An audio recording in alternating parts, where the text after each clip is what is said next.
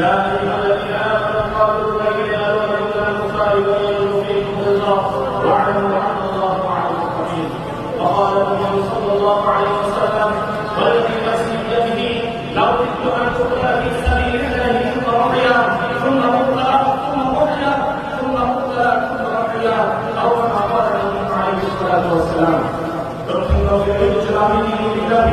Jamia ইলাহিয়া institute আয়োজিত বার্ষিক ইসলামী প্রতিযোগিতার অনুষ্ঠানে আমার বিশ্ববিষ্ট আলোচনা অবস্থান মহোদয় এবং সামনে উপস্থিত একদল ছাত্রমেয়েরা সবাইকে জানাই আমার পূর্ণ আন্তরিক শুভেচ্ছা ও অভিনন্দন।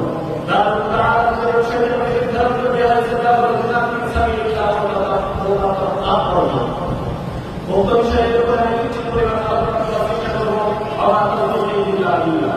নবী মুহাম্মদ রাসূলুল্লাহ সাল্লাল্লাহু আলাইহি ওয়াসাল্লামের বর্তমানে সুসংহার ইসলামী সংবিধান, যাকে প্রণয়ন করা হয় সংবিধান, যে সংবিধানের মধ্যে অন্যতম হল জিহাদুফি সাবিলিল্লাহ, যে সংবিধানের মূল উদ্দেশ্য ছিল সমস্ত সর্বত্র আল্লাহর বিচার, দুর্নীতি, সন্ত্রাস, চাঁদাবাজি, উন্নতিভাবে অবনতি, সাংস্কৃতিকভাবে অপসংস্কৃতি, সভ্যতা, সভ্যতা, নারীমুক্ত নারী স্বাধীনতা নামে উন্নততা বেড়ে প্রবর্তকারী বাক্সের মানুষের হত্যাকে রক্ষা করে সমাজের যৌতুকতা, নিরাপত্তা, ভাতৃত্ব, সম্পদ, শক্তি, সুখ, শান্তি, শৃঙ্খলা, ঐক্য,